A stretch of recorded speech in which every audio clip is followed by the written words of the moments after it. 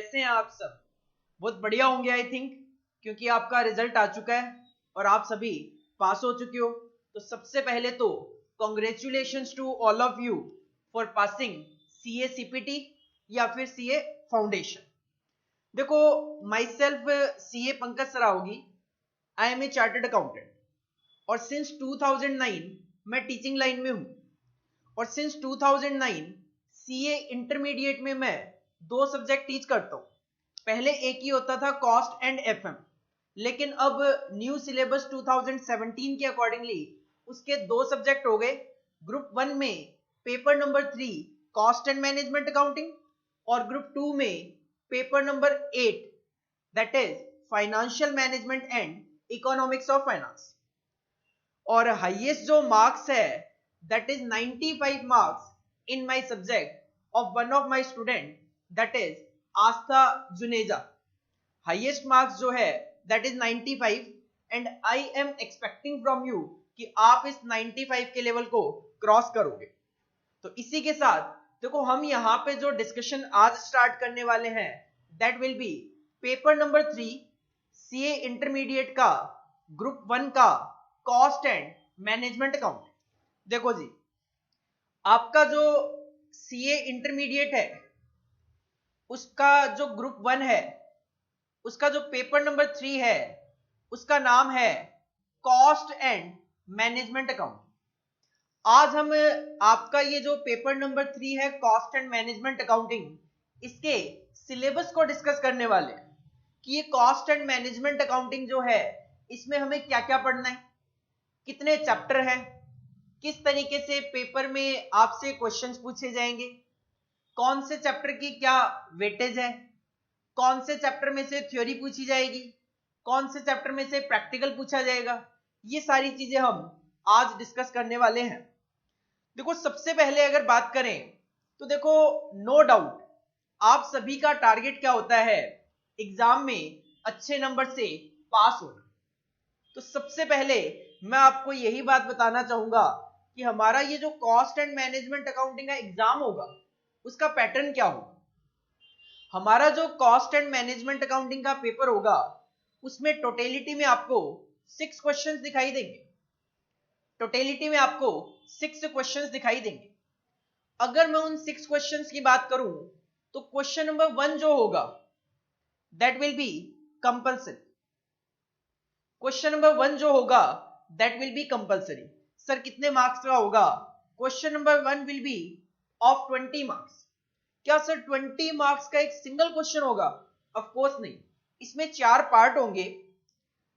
4 part होंगे जो कि 5-5 नंबर की वेटेज रखते हैं। तो 4 पार्ट 5-5 नंबर की जब वेटेज रखेंगे तो इस तरीके से ये 20 मार्क्स का क्वेश्चन बनता है।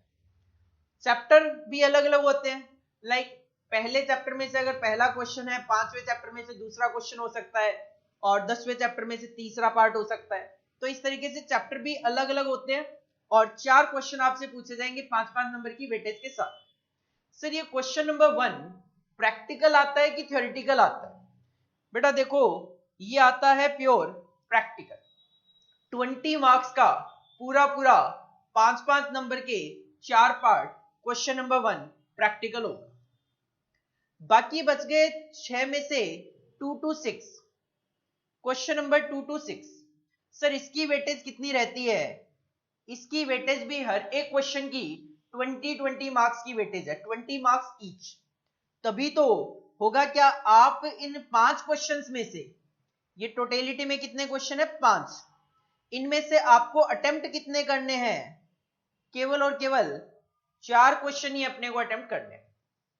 तभी तो क्या होगा, 20 मार्क्स का ये कंपलसरी क्वेश्चन अटेम्प्ट करना ही करना है अपने को। इधर आप 20 मार्क्स के 4 क्वेश्चन अटेम्प्ट करोगे तो 20 into 4 80 मार्क्स का यहां अटेम्प्ट करोगे। तो टोटलिटी में 20 + 80 100 मार्क्स का अपने को पेपर अटेम्प्ट करके आता है। इसका मतलब हमारे पेपर में एक क्वेश्चन की चॉइस होती है। क्वेश्चन नंबर 2 to 6 में आप एक क्वेश्चन को स्किप करोगे, बाकी 4 क्वेश्चन आपको अटेम्प्ट करने हैं। सर ये क्वेश्चन नंबर 2 to 6 जो है इनका नॉर्मली क्या पैटर्न होता है, थ्योरेटिकली आएंगे कि प्रैक्टिकल आएंगे? देखो जी, इनमें जो क्वेश्चन नंबर 6 होता है क्वेश्चन नंबर जो 6 होता है वो प्योर थ्योरी क्वेश्चन होता है। नॉर्मली ये जो क्वेश्चन नंबर 6 है इसमें भी अगर मैं बात करूं तो 5-5 नंबर के 5 पार्ट होते हैं। तो वैसे ये क्वेश्चन 25 मार्क्स का होगा। 5-5 नंबर के 5 पार्ट होंगे तो वैसे तो ये 25 मार्क्स का होगा, बट उन 5 पार्ट में से हमें केवल और केवल 4 ही पार्ट अटेम्प्ट करने होते हैं। इस वजह से इस क्वेश्चन की वेटेज 20 मार्क्स की आपके लिए रह जाएगी। सर बाकी जो क्वेश्चन बच गए, question number 2nd, 3rd, 4th और 5th, ये जो क्वेश्चन नंबर 2nd से 5 होंगे that will be totally practical. तो 80 मार्क्स का ये जो क्वेश्चन है दैट इज 20 into 4, ये 80 मार्क्स के आपके प्रैक्टिकल होंगे। सर इसका मतलब तो अगर मैं केवल और केवल प्रैक्टिकल की तैयारी बहुत अच्छे से करके जाऊं तो भी मैं पूरा का पूरा पेपर अटेम्प्ट कर सकता हूं। बिल्कुल अटेम्प्ट कर सकते हो। ये 20 मार्क्स का प्रैक्टिकल क्वेश्चन है।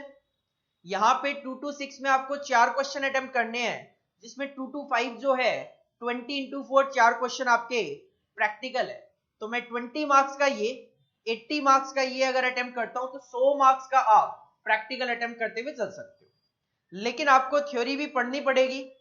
कारण क्या है, एक तो बिना थ्योरी पढ़े कॉन्सेप्ट नहीं समझ सकते, बिना कॉन्सेप्ट समझे प्रैक्टिकल क्वेश्चन नहीं कर सकते। एक तो थ्योरी पढ़ने का कारण ये है। दूसरा, बाई चांस अगर किसी प्रैक्टिकल क्वेश्चन में आपको दिक्कत आ गई तो उसके लिए भी आपके पास एक चॉइस होनी चाहिए कि मैं थ्योरी क्वेश्चन अटेम्प्ट कर सकूं। बाकी देखो ये जो क्वेश्चन नंबर 2 to 5 है, इनमें नॉर्मली अगर मैं बात करूं 20 मार्क्स के ये जो क्वेश्चन है, नॉर्मली इसमें दो दो पार्ट रहते हैं 10-10 नंबर की वेटेज के। Part A part B, part A part B, 10-10 number की नॉर्मली वेटेज रहते हैं। लेकिन ऐसा जरूरी नहीं है कि इसमें 10-10 नंबर की वेटेज के क्वेश्चन ही हो। कई बार ऐसा भी हो जाता है 12 और 8 नंबर का क्वेश्चन पूछ लिया जाए, या फिर 2 की बजाय 3 पार्ट कर दिए जाए, एक 8 नंबर का क्वेश्चन पूछ लिया जाए, 2 6-6 नंबर के क्वेश्चन पूछ लिए जाए। तो इनमें थोड़े कॉम्बिनेशन बनते हैं। तो नॉर्मली ऐसा होता है 10-10 नंबर के क्वेश्चन 2 होते हैं, बट पैटर्न में थोड़ा सा चेंज देखने को मिल सकता है। तो सर अपना पेपर का पैटर्न क्या रहने वाला है, total 6 question. Question number 1 will be compulsory. Question number 2 to 6 में आपको 4 अटेम्प्ट करने। क्वेश्चन नंबर 1 प्रैक्टिकल है, 2, 3, 4, 5 प्रैक्टिकल है, क्वेश्चन नंबर 6 हमारा थ्योरी होगा। This is the exam pattern. तो सिंपल सी बात है, एग्जाम से पहले आप प्रैक्टिकल पे ज्यादा कॉन्सेंट्रेट करो और थ्योरी पे थोड़ा सा कम कॉन्सेंट्रेट करते हुए चल सकते हो। सर ये जो 100 मार्क्स का पेपर है, इसके लिए हमें टोटलिटी में कितने चैप्टर्स पढ़ने हैं? देखो जी, आपको कॉस्ट एंड मैनेजमेंट अकाउंटिंग में 100 मार्क्स का पेपर अटेम्प्ट करने के लिए टोटल 15 चैप्टर्स पढ़ने। टोटलिटी में 15 चैप्टर्स पढ़ने। कौन कौन से 15 चैप्टर्स? देखो सबसे पहला चैप्टर हमारा है एक theory chapter that is introduction to cost and management accounting. Introduction to cost and management accounting, क्योंकि आपके सिलेबस का नाम क्या है, आपके सब्जेक्ट का नाम क्या है, कॉस्ट एंड मैनेजमेंट अकाउंटिंग, तो उसका एक इंट्रोडक्शन। इस introduction to cost and management accounting के चैप्टर को मैंने थोड़ा इजी बनाने के लिए 3 पार्ट में डिवाइड कर दिया। इंट्रोडक्शन टू कॉस्ट अकाउंटिंग अलग कर दिया, इंट्रोडक्शन टू मैनेजमेंट अकाउंटिंग अलग कर दिया, और इसका एक पार्ट और बना दिया that is classification of cost. तो हम अपनी क्लासेस में चैप्टर नंबर 1 के 3 पार्ट करके पढ़ेंगे। पहला पार्ट होगा इंट्रोडक्शन टू कॉस्ट अकाउंटिंग, दूसरा पार्ट होगा इंट्रोडक्शन टू मैनेजमेंट अकाउंटिंग, और तीसरा पार्ट होगा क्लासिफिकेशन ऑफ कॉस्ट, जिससे कि हमारे लिए ये चैप्टर इजी बन जाए। जैसे टोटलिटी में अगर मैं बात करूं, introduction to cost and management accounting में 15 टॉपिक्स ऐसे हैं जो कि हमें आने चाहिए एग्जाम पॉइंट ऑफ व्यू से। मैंने क्या किया, उसमें से 9 टॉपिक यहां रख दिए, 3 टॉपिक यहां रख दिए, और 3 टॉपिक यहां रख दिए। तो इससे आपको जब रिवीजन करोगे या किसी भी चैप्टर को पढ़ोगे तो आसानी होगी। सर दूसरा चैप्टर होगा हमारा कॉस्ट शीट का। वैसे आपके स्टडी मटेरियल में मैं बात करूं तो कॉस्ट शीट का चैप्टर 6th चैप्टर है, बट मेरा ये मानना है कि कॉस्ट शीट का चैप्टर अगर पहले पढ़ लिया जाए तो आगे के चैप्टर समझने में हमें आसानी होगी। इस वजह से मैंने इसको चैप्टर नंबर 2 रखा है, कॉस्ट शीट। चैप्टर नंबर 3 होगा हमारा मटेरियल कॉस्टिंग का। इस मटेरियल कॉस्टिंग के चैप्टर के भी मैंने 2 पार्ट कर दिए हैं। पहला पार्ट हम देखेंगे मटेरियल कॉस्ट के नाम से, और दूसरा पार्ट हम देखेंगे मटेरियल वैल्यूएशन के नाम से। और ये जो मटेरियल वैल्यूएशन का पार्ट है, ये आप फाउंडेशन में अकाउंट्स में पढ़ के भी आते हो, वैल्यूएशन ऑफ इन्वेंट्री के नाम से। उसी को यहाँ पे मटेरियल वैल्यूएशन चैप्टर बोला गया। 4th चैप्टर होगा हमारा employee cost and direct expenses. इस चैप्टर को भी मैंने 2 पार्ट में डिवाइड कर दिया, एक एम्प्लॉय कॉस्ट और दूसरा एम्प्लॉय टर्नओवर के नाम से। चैप्टर नंबर 5 होगा हमारा अब्जॉर्प्शन कॉस्टिंग का चैप्टर। इसको भी हम 2 पार्ट्स में पढ़ेंगे। पहला पार्ट होगा ओवरहेड के नाम से और दूसरा पार्ट हम पढ़ेंगे मशीन आवर रेट के नाम से। 6th चैप्टर होगा आपका activity based costing, activity based costing. 7th chapter है हमारा cost accounting system. 7th chapter है हमारा कॉस्ट अकाउंटिंग सिस्टम। इस कॉस्ट अकाउंटिंग सिस्टम के चैप्टर को भी हम 3 पार्ट में पढ़ने वाले हैं। पहला पार्ट होगा आपका non integrated system of accounting, दूसरा पार्ट होगा आपका इंटीग्रेटेड सिस्टम ऑफ अकाउंटिंग, और तीसरा पार्ट होगा हमारा रिकॉन्सिलिएशन। ये रिकॉन्सिलिएशन अकाउंट्स वाला रिकॉन्सिलिएशन नहीं होता, ये हमारा कॉस्ट अकाउंटिंग का रिकॉन्सिलिएशन होता है। इसके बाद चैप्टर नंबर 8 होगा आपका यूनिट एंड बैच कॉस्टिंग, जिसको हम 2 पार्ट में यहां पे डिस्कस करेंगे। पहला पार्ट होगा यूनिट कॉस्टिंग और दूसरा पार्ट होगा आपका बैच कॉस्टिंग। इसी तरीके से 9th चैप्टर है आपका जॉब एंड कॉन्ट्रैक्ट कॉस्टिंग। इसको भी हम 2 पार्ट में डिस्कस करेंगे। एक पार्ट होगा हमारा जॉब कॉस्टिंग और दूसरा पार्ट हमारा होगा कॉन्ट्रैक्ट कॉस्टिंग। चैप्टर नंबर 10 जो है, चैप्टर नंबर 10 का नाम होगा आपका process and operation costing, process and operation costing. और इस चैप्टर को हम 3 पार्ट में यहां पे डिस्कस करेंगे। पहला पार्ट होगा प्रोसेस कॉस्टिंग, दूसरा पार्ट होगा आपका इंटर प्रोसेस प्रॉफिट, और तीसरा पार्ट होगा हमारा equivalent production in process costing. तो तीनों अपने आप में अलग अलग कॉन्सेप्ट्स हैं, जिसको एक ही चैप्टर में इंस्टीट्यूट ने स्टडी मटेरियल में रखा है, लेकिन हम तीनों कॉन्सेप्ट को अलग अलग करके अलग अलग टॉपिक के नाम से पढ़ेंगे। 11th चैप्टर होगा आपका जॉइंट प्रोडक्ट बाई प्रोडक्ट का। 12th चैप्टर होगा हमारा सर्विस कॉस्टिंग, जो कि यूज करते हैं सर्विस प्रोवाइडर। 13th चैप्टर होगा हमारा स्टैंडर्ड कॉस्टिंग। इसको भी हम यहाँ पे 2 पार्ट में डिस्कस करेंगे। एक तो स्टैंडर्ड कॉस्टिंग के नाम से ही बेसिक्स हो गए, और दूसरा कॉस्ट कंट्रोल के नाम से हम डिस्कस करेंगे। 14th चैप्टर होगा हमारा यहाँ पे मार्जिनल कॉस्टिंग, और इस मार्जिनल कॉस्टिंग के चैप्टर को हम 3 पार्ट में डिस्कस करेंगे। पहला पार्ट होगा हमारा सीवीपी एनालिसिस, कॉस्ट, वॉल्यूम और प्रॉफिट का एक दूसरे से क्या रिलेशन है, क्या इफेक्ट आता है, cost, volume, profit analysis, CVP analysis. दूसरा पार्ट हम डिस्कस करेंगे marginal versus absorption costing.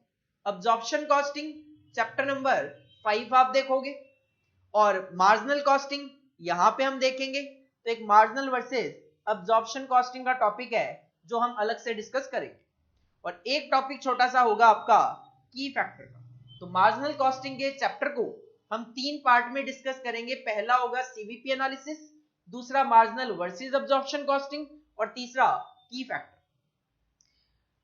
Chapter number 15 जो होगा और लास्ट जो चैप्टर होगा, that is budgetary control, budgets and budgetary control. These are the 15 chapters जिनको हमें अपनी क्लासेस में डिस्कस करना है और आपको पढ़ना है 100 मार्क्स का पेपर अटेम्प्ट करने के लिए। सर माइंड में एक क्वेश्चन अराइज हो रहा है कि आपने ये पार्ट्स क्यों किए हुए? स्टडी मटेरियल में अगर चैप्टर नंबर 14 है तो आपने इसके 3 पार्ट क्यों किए? से एग्जांपल बेटा देखो, इसके पीछे एक कारण है। किसी भी चैप्टर में सारे के सारे टॉपिक सेम रेलेवेंसी नहीं रखते। जैसे मैं मार्जिनल कॉस्टिंग की ही बात करूं मार्जिनल कॉस्टिंग के ये 3 टॉपिक मैंने बनाए। पहला है सीवीपी एनालिसिस, दूसरा है मार्जिनल वर्सेस अब्जॉर्प्शन कॉस्टिंग, और तीसरा पार्ट है की फैक्टर। अब देखो, अगर मैं पास्ट एक्सपीरियंस की बात करूं, 10 ईयर्स की बात करूं पीछे, जिसमें 20 पेपर्स हुए, तो 20 पेपर्स में की फैक्टर तो कभी हमारे एग्जाम में पूछा ही नहीं गया। मार्जिनल कॉस्टिंग का चैप्टर पिछले 10 सालों से हमारे सिलेबस में है, लेकिन की फैक्टर का कॉन्सेप्ट कभी भी हमारे सिलेबस में डिस्कस नहीं किया गया, नहीं पूछा गया एग्जाम में। मार्जिनल वर्सेस अब्जॉर्प्शन कॉस्टिंग की मैं बात करूं, एक क्वेश्चन पूछा गया था मई 2008 में और एक पूछा गया था मई 2009 में। अगर पिछले 10 सालों की बात करूं तो मई 2008 तो आउट हो गया। मई 2009 में एक क्वेश्चन पूछा गया था मार्जिनल वर्सेस अब्जॉर्प्शन कॉस्टिंग पे। उसके बाद आज तक कभी भी कोई क्वेश्चन इस पे नहीं पूछा गया। जबकि ये जो सीवीपी एनालिसिस है, ये ऑलमोस्ट हर एग्जाम में क्वेश्चन पूछा गया है। तो ये पार्ट करने के पीछे पर्पज ये है कि आप एग्जाम पॉइंट ऑफ व्यू से ये डिसाइड कर सको कि सर ये तो बहुत ही ज्यादा इंपॉर्टेंट चैप्टर है, अगर हर एग्जाम में पूछा गया तो ये इसका मतलब इतना रेलिवेंट नहीं है। अगर मैं इसको आधा घंटा रिवाइज करके छोड़ देता हूं तो बात बन सकती है, बाई चांस क्वेश्चन आया तो अटेम्प्ट कर लूंगा, नहीं आया तो वेल गुड।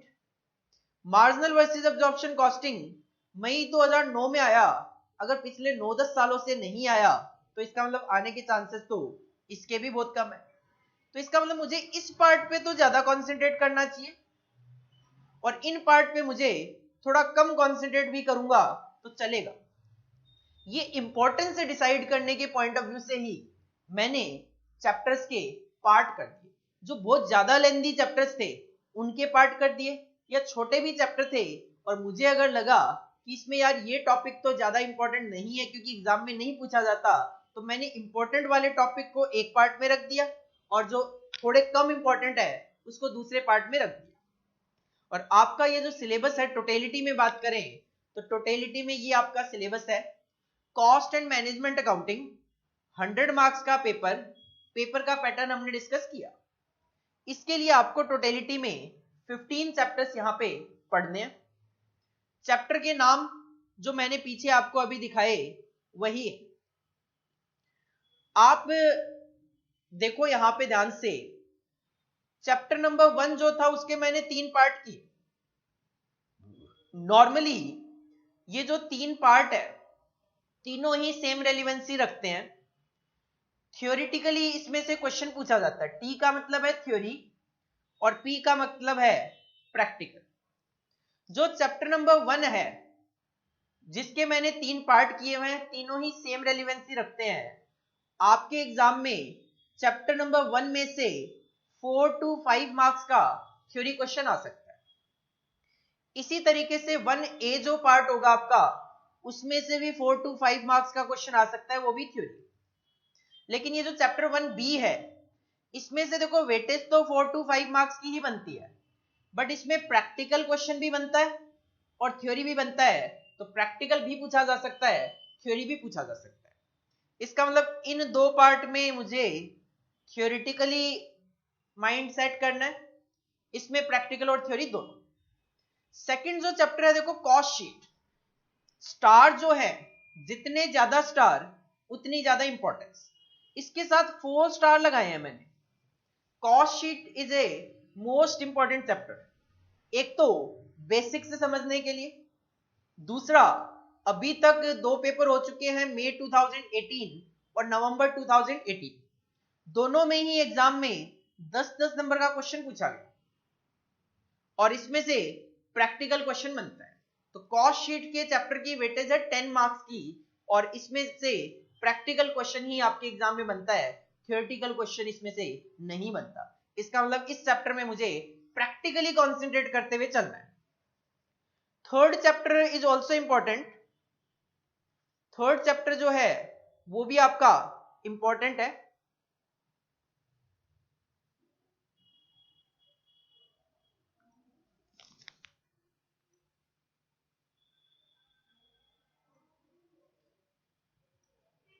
थर्ड चैप्टर भी इंपॉर्टेंट है, 2 स्टार मैंने इसको दिया है। मटेरियल कॉस्टिंग का चैप्टर 2 से लेकर 8 मार्क्स 2 to 8 मार्क्स इसकी वेटेज हो सकती है। इसमें से प्रैक्टिकल क्वेश्चन भी बनता है और थ्योरी क्वेश्चन भी बनता है।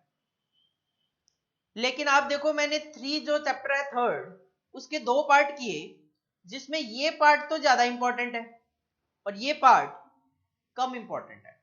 अगर मैं इस वैल्यूएशन ऑफ मटेरियल की बात करूं, इसमें से थ्योरी और प्रैक्टिकल क्वेश्चन दोनों बनते हैं। 4 to 5 मार्क्स इसकी वेटेज हो सकती है, बट इसमें से केवल और केवल लास्ट 10 इयर्स में एक बार मई 2011 में क्वेश्चन पूछा गया।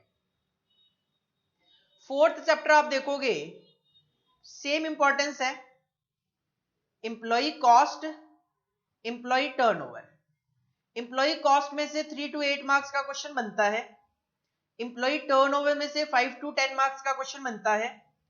दोनों में ही प्रैक्टिकल और थ्योरी क्वेश्चन बनते हैं। लेकिन मजे की बात क्या है, दोनों को अलग अलग करने के पीछे मजे की बात यह है कि चैप्टर नंबर 4 जो है उसमें आप अराउंड 40 क्वेश्चंस के आसपास पढ़ोगे। वेटेज सेम, मतलब importance same, 3 to 8 marks practical और थ्योरी बनता है। लेकिन जितना इंपॉर्टेंट एम्प्लॉय कॉस्ट है उतना ही इंपॉर्टेंट एम्प्लॉय टर्नओवर भी है। वेटेज है 5 से 10 नंबर की इसकी, इसमें भी प्रैक्टिकल और थ्योरी क्वेश्चन बनता है। लेकिन इसमें अगर आपको 40 क्वेश्चन पढ़ने हैं तो इसमें 10 क्वेश्चन से बात बन जाती है। करने को मैं एक साथ 50 क्वेश्चन दे सकता था, लेकिन 40 और 10 अलग अलग कर दिया कि भाई ये एक छोटा टॉपिक है जिसकी वेटेज भी बहुत हाई है, तो इस पे बहुत ज्यादा ध्यान दिया जाए तो कहीं ना कहीं ज्यादा बेटर है। 10 के 10 क्वेश्चन को अगर 4 बार भी रिवाइज कर ले हम, कोई दिक्कत नहीं है। अगर 5 से 10 नंबर का क्वेश्चन आता हो 40 क्वेश्चन करके या 10 क्वेश्चन को 4 बार रिवाइज करके, that is better. Fifth chapter के भी मैंने 2 पार्ट किए हैं, but first part is more important than the second part. Fifth chapter जो है 2 to 8 मार्क्स इसकी वेटेज बनती है, प्रैक्टिकल और थ्योरी क्वेश्चन इसमें से बनता है। 5A में अगर बात करें तो वेटेज बनती है 5 to 8 मार्क्स की, लेकिन इसमें थ्योरी नहीं, इसमें केवल और केवल प्रैक्टिकल क्वेश्चन ही बनता है। Sixth chapter again a most important chapter with 4 star, activity based costing. 5 to 10 marks इसकी वेटेज हो सकती है। अगर थ्योरी क्वेश्चन आया तो 5 नंबर की वेटेज होगी, लेकिन अगर प्रैक्टिकल क्वेश्चन आया तो मोस्ट प्रोबेबली 10 मार्क्स की इसकी वेटेज होगी। इसमें भी प्रैक्टिकल क्वेश्चन भी बनता है और थ्योरी क्वेश्चन भी बनता है। एक्टिविटी बेस्ड कॉस्टिंग इंपॉर्टेंट होने के पीछे कारण है कि ये चैप्टर 2006-7 तक हमारे सिलेबस में हुआ करता था। बाद में जब सिलेबस चेंज हुआ 2007 के अराउंड, तो ये चैप्टर विड्रॉ कर लिया गया और अब 2017 में फिर से ये चैप्टर इंट्रोड्यूस किया गया। और मजे की बात यह है, मई 18 में भी 10 मार्क्स का क्वेश्चन आया, नवंबर 18 में भी 10 मार्क्स का क्वेश्चन इसमें से पूछा गया। तो कहीं ना कहीं एक मोस्ट इंपॉर्टेंट चैप्टर है। आगे भी इसमें से 10 मार्क्स के प्रैक्टिकल क्वेश्चन पूछे जाने के चांसेस पूरे पूरे बनते हैं। चैप्टर नंबर 7 को 3 पार्ट में डिवाइड किया है, तीनों ही बहुत ज्यादा इंपॉर्टेंट नहीं है। नॉन इंटीग्रेटेड अकाउंट्स, देखो वेटेज तो बहुत हाई है 8 से 12 नंबर की, क्वेश्चन बनता है केवल और केवल प्रैक्टिकल। तो सर इसकी कम इंपॉर्टेंस क्यों है? एग्जाम में फ्रीक्वेंसी कम है आने की, बहुत कम बार पूछा जाता है। पिछले 10 सालों में बात करें तो 3-4 बार मैक्सिमम पूछा गया होगा। इंटीग्रेटेड अकाउंट्स की तो और कम वेटेज है, 2 to 8 मार्क्स इसकी वेटेज बनती है। इसमें से प्रैक्टिकल क्वेश्चन भी बनता है और थ्योरी क्वेश्चन भी बनता है, लेकिन इसकी फ्रीक्वेंसी नॉन इंटीग्रेटेड से भी कम है। और रिकॉन्सिलिएशन की बात करें तो वेटेज बनती है 4 to 8 मार्क्स की, इसमें भी प्रैक्टिकल और थ्योरी क्वेश्चन बनता है, लेकिन इसकी भी फ्रीक्वेंसी बहुत हाई तो नहीं है। पिछले 10 सालों में 2 या 3 बार शायद क्वेश्चन पूछा गया। चैप्टर नंबर 8 और 8A की बात करें तो चैप्टर नंबर 8 और 8A बहुत ज्यादा इंपॉर्टेंट मुझे नहीं लगते। चैप्टर नंबर 8 जो है यूनिट कॉस्टिंग, इसकी कोई वेटेज नहीं लिखी हुई, प्रैक्टिकल पूछा जाएगा कि थ्योरी पूछा जाएगा नहीं लिखा हुआ, क्योंकि इसमें से कभी क्वेश्चन ही नहीं पूछा गया।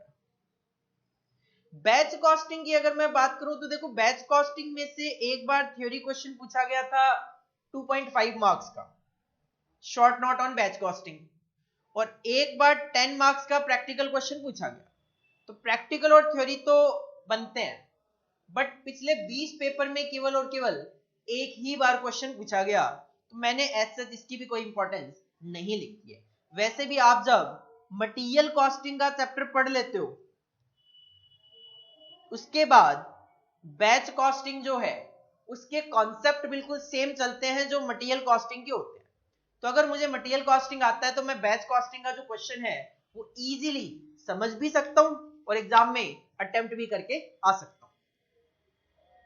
इसके बाद जो चैप्टर नंबर 9 है, जिसके मैंने दो पार्ट किए हैं, चैप्टर नंबर 9 और 9A। 9 जो है जॉब कॉस्टिंग, इसकी वेटेज बनती है 2.5 से लेकर 8 मार्क्स तक। इसका भी बिल्कुल वही सीन है जो कि बैच कॉस्टिंग का है।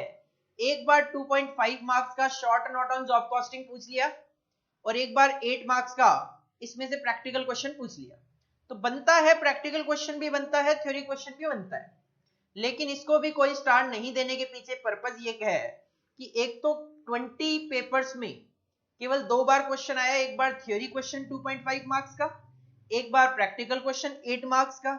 लेकिन जब आप कॉस्ट शीट पढ़ लेते हो, अगर आपको कॉस्ट शीट आता है तो आप जॉब कॉस्टिंग का क्वेश्चन इजीली हैंडल कर सकते हो। इवन कॉस्ट शीट और जॉब कॉस्टिंग के क्वेश्चन बिल्कुल सिमिलर ही होते हैं। इसके बाद अगर बात करें जो 9A चैप्टर है कॉन्ट्रैक्ट कॉस्टिंग, ये इंपॉर्टेंट है चैप्टर। 4 to 10 मार्क्स इसकी वेटेज हो सकती है प्रैक्टिकल और थ्योरी पॉइंट ऑफ व्यू से। चैप्टर नंबर 10 को मैंने 3 पार्ट में डिवाइड किया। Chapter number 10, 10A, 10B। आप देखोगे तीनों की अलग अलग relevancy. 10A inter process profit 20 attempts में 2 टाइम्स पूछा गया, 4 to 8 मार्क्स वेटेज बनती है। प्रैक्टिकल और थ्योरी क्वेश्चन इसमें से पूछा जा सकता है, लेस इंपॉर्टेंट है। चैप्टर नंबर 10 जो है, जो कि बेसिक प्रोसेस कॉस्टिंग है, इसकी वेटेज बनती है 4 to 10 मार्क्स की। इसमें केवल और केवल प्रैक्टिकल क्वेश्चन ही बनता है। और 10B जो है प्रोसेस कॉस्टिंग का इक्विवेलेंट प्रोडक्शन कॉन्सेप्ट, ये सबसे ज्यादा इंपॉर्टेंट है चैप्टर 10 में। 5 to 10 मार्क्स इसकी वेटेज बनती है। इसमें प्रैक्टिकल और थ्योरी दोनों बनते हैं। तो देखो आपके माइंड में सेट हुआ कि भाई 10 चैप्टर जो मुझे देखना है एग्जाम पॉइंट ऑफ व्यू से प्रैक्टिकल, पढ़ते वक्त तो हम थ्योरी प्रैक्टिकल सब कुछ पढ़ेंगे, कॉन्सेप्ट समझेंगे, सब कुछ करेंगे, बट एग्जाम से पहले भी तो माइंड सेट होना चाहिए कहां पे टाइम लगाना है। तो प्रैक्टिकल 10A प्रैक्टिकल और थ्योरी, 10B प्रैक्टिकल और थ्योरी। 11th जो चैप्टर है जॉइंट प्रोडक्ट बाई प्रोडक्ट, वो ज्यादा इंपॉर्टेंट नहीं है। 4 to 9 मार्क्स इसकी वेटेज हो सकती है और प्रैक्टिकल और थ्योरी क्वेश्चन इसमें से बनता है। Chapter number 12 again a most important chapter, service cost. 2 to 10 marks की वेटेज बनती है। कई बार थ्योरेटिकल एक छोटा सा क्वेश्चन पूछ के रह जाते हैं 2 नंबर का। तो प्रैक्टिकल भी बनता है, थ्योरी भी बनता है, लेकिन प्रैक्टिकल जब आता है तो बड़ा ही क्वेश्चन आता है। नॉर्मली 10 मार्क्स 8 मार्क्स की वेटेज के साथ क्वेश्चन पूछा जाता है। और सर्विस कॉस्टिंग इंपॉर्टेंट क्यों है? ओल्ड सिलेबस में कम सर्विसेज कवर्ड थी, जबकि न्यू सिलेबस में कुछ नई सर्विसेज इंट्रोड्यूस कर दी गई, जिसकी वजह से सर्विस कॉस्टिंग एक ज्यादा इंपॉर्टेंट चैप्टर माना जा रहा है। सर्विस कॉस्टिंग में हमें 9 to 10 सर्विसेज है जिनकी कॉस्टिंग करनी, जिसमें से लास्ट पेपर में पूछा गया था मई 18 में बात करूं तो हॉस्पिटल की सर्विसेज, नवंबर 18 में पूछा गया ट्रांसपोर्ट की सर्विसेज। अभी भी 7 से 8 सर्विसेज हैं जो कि एग्जाम में पूछी जानी बाकी है। तो मुझे लगता है आने वाले टाइम में सर्विस कॉस्टिंग में वैरायटी ऑफ क्वेश्चंस आएंगे एग्जाम में और मोस्ट इंपॉर्टेंट चैप्टर ये साबित हो सकता है। चैप्टर नंबर 13 भी एक मोस्ट इंपॉर्टेंट चैप्टर है स्टैंडर्ड कॉस्टिंग का। अगर मैं इसका पास्ट कहूं तो 2 to 8 मार्क्स तक की वेटेज बनती है। प्रैक्टिकल थ्योरी दोनों तरीके के क्वेश्चन बनते हैं इसमें से, बट ज्यादा प्रैक्टिकल पोर्शन इसमें से बनता है। स्टैंडर्ड कॉस्टिंग के इंपॉर्टेंट होने का कारण यह है, मैं अगर पिछले 10 ईयर्स देखूं, 10 ईयर्स में 20 पेपर्स हुए, 20 पेपर्स में से 18 टाइम क्वेश्चन पूछा गया है, केवल 2 बार क्वेश्चन नहीं पूछा गया। तो मोस्ट इंपॉर्टेंट चैप्टर आप इसको बोल सकते हो। ये जो 13A है लेस इंपॉर्टेंट है। बहुत टाइम पहले 5 मार्क्स का एक प्रैक्टिकल क्वेश्चन पूछा गया था। नॉर्मली आजकल एग्जाम में 5-6 सालों से इसमें से क्वेश्चन नहीं पूछा गया। 14th chapter again a most important chapter, marginal costing, CVP analysis almost her exam में क्वेश्चन पूछा जाता है, 4 to 10 मार्क्स इसकी वेटेज हो सकती है, प्रैक्टिकल भी बनता है, थ्योरी भी बनता है। 14A marginal versus absorption costing, जैसे मैंने आपको कहा मई 2009 में क्वेश्चन पूछा गया था, उसके बाद क्वेश्चन ही नहीं पूछा गया। लेकिन अगर क्वेश्चन पूछा जाता है तो लेंथी क्वेश्चन ही बनता है, छोटे क्वेश्चन इसमें से नहीं बनते। तो 8 to 10 मार्क्स की वेटेज केवल और केवल प्रैक्टिकल पॉइंट ऑफ व्यू से इंपॉर्टेंट है। की फैक्टर जैसे मैंने पहले भी कहा, क्वेश्चन ही नहीं पूछा गया तो इंपॉर्टेंस भी नहीं है, वेटेज भी नहीं है। पूछा जाए तो प्रैक्टिकल थ्योरी नहीं पूछा गया, उसके बेसिस पे आइडिया नहीं लगाया जा सकता, मेरे हिसाब से क्वेश्चन नहीं आएगा। और फाइनली बात करें chapter number 15 is important, but थोड़ा इंपॉर्टेंट है, budget and budgetary control. Question आ जाता है, थ्योरी भी प्रैक्टिकल भी, 2 to 10 मार्क्स की वेटेज के साथ थ्योरी भी बनता है और प्रैक्टिकल क्वेश्चन भी बनता है। ये बाइफिकेशन आपके सामने रखने के पीछे पर्पज क्या है, किस चैप्टर को क्या टाइम हमें कंज्यूम करना चाहिए। आप देखोगे जिस चैप्टर की जितनी ज्यादा वेटेज है उतनी ही ज्यादा प्रैक्टिस हम क्लासेस में करेंगे, और जिस चैप्टर की जितनी कम वेटेज है उसमें हम उतना ही कम टाइम वेस्ट करने वाले हैं। जिसमें से प्रैक्टिकल क्वेश्चन पूछा जाता है उसमें हम ज्यादा टाइम प्रैक्टिकल में लगाएंगे, कम टाइम थ्योरी में लगाएंगे। जिसमें थ्योरी क्वेश्चन पूछा जाता है उसमें ऑफकोर्स थ्योरी में टाइम लगाएंगे। जिसमें प्रैक्टिकल और थ्योरी दोनों पूछा जाता है उसमें थोड़ा टाइम प्रैक्टिकल में लगाएंगे, थोड़ा टाइम थ्योरी में लगाएंगे। इसके बाद ये जस्ट मेरा रिजल्ट है, हाईएस्ट जो मार्क्स हैं वो है 95 मार्क्स, और उस स्टूडेंट की 35 रैंक भी थी। इसके बाद काफी सारे स्टूडेंट ने एग्जामिशन यहाँ पे ली है, इसके अलावा ये 68 है। ऑल स्टूडेंट्स जिन्होंने एग्जामिशन यहाँ पे हासिल की है उन सबके नाम यहाँ पे लिखे हुए हैं। निश्चित 63 मार्क्स थे, बट 21st रैंक भी थी इनकी। These are the marks. और भी हैं जिन स्टूडेंट का, कुछ स्टूडेंट का पता नहीं चल पाता कि इनके स्टूडेंट कितने हैं, वो इनके मार्क्स कितने हैं। तो नॉर्मली जो मेरे पास डेटा है वो मैंने आपके सामने रिप्रेजेंट कर दिया। और यहाँ पे देख सकते हो आप, ये जो फर्स्ट रो है, ये जो फर्स्ट रो है वो खाली है, किसके लिए, आपके लिए। मैं चाहता हूं यहां पे आपका नाम लिखा जाए। तो first row is waiting for your name, try your best. मैं अपनी तरफ से पूरी कोशिश करूंगा और आपको भी अपनी तरफ से पूरी कोशिश करनी। सर ये जो आपने बताया इसमें से क्या क्या हम कॉपी कर लें। देखो जी, आप स्टार्टिंग से अगर मैं बात करूं, स्टार्टिंग में आप हेडिंग डाल लो एक कॉस्ट एंड मैनेजमेंट अकाउंटिंग, एक हेडिंग डाल low cost and management accounting, cost and management accounting. और उसमें सबसे पहले आप ये एग्जाम का जो पैटर्न है इसको कॉपी करो।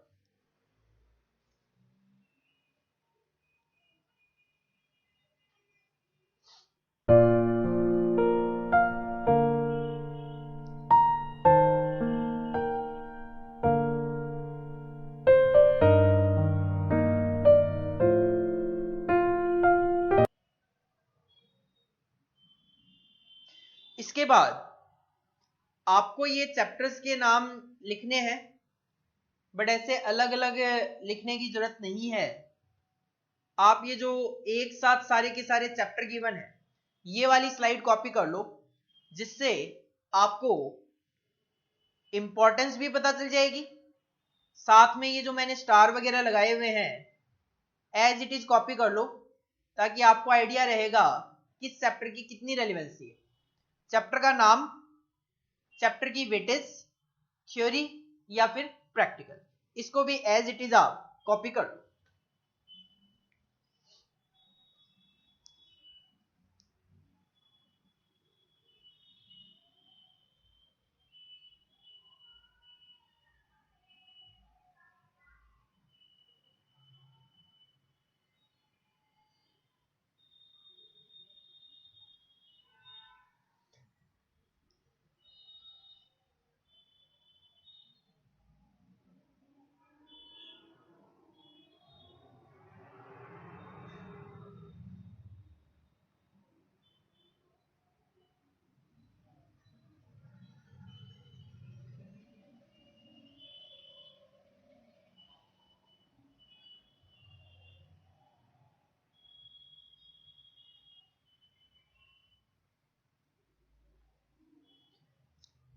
This is all about for today's class, जिसमें हमने जस्ट केवल और केवल आपका जो सीए इंटरमीडिएट का ग्रुप 1 का पेपर 3 है, कॉस्ट एंड मैनेजमेंट अकाउंटिंग, उसमें एग्जाम का पैटर्न क्या है, कौन सा चैप्टर ज्यादा इंपॉर्टेंट है, कौन सा चैप्टर कम इंपॉर्टेंट है, किस चैप्टर की नॉर्मली क्या वेटेज रहती है, किस चैप्टर में से प्रैक्टिकल क्वेश्चन आएगा, किस चैप्टर में से थ्योरी क्वेश्चन आएगा, ये चीजें हमने डिस्कस की है। नेक्स्ट क्लास में हम अपना सिलेबस स्टार्ट करेंगे, चैप्टर नंबर 1 से ही स्टार्ट करेंगे, ऑफकोर्स बेसिक से। पहले हम चैप्टर नंबर 1 के ये जो 3 पार्ट है इसको कवर करेंगे, ताकि हम थोड़ा कॉस्ट एंड मैनेजमेंट अकाउंटिंग के सब्जेक्ट को समझ सकें। उसके बाद हम थोड़ा धीरे धीरे आगे प्रैक्टिकल पे मूव ऑन करते हुए चलेंगे। तो तब तक आप अपना माइंड सेट कर लो कि हमें अपनी स्टडी किस तरीके से आगे कंटिन्यू करनी है, और नेक्स्ट क्लास में हम अपना बेसिक स्टार्ट करते हैं। Thank you, all the best.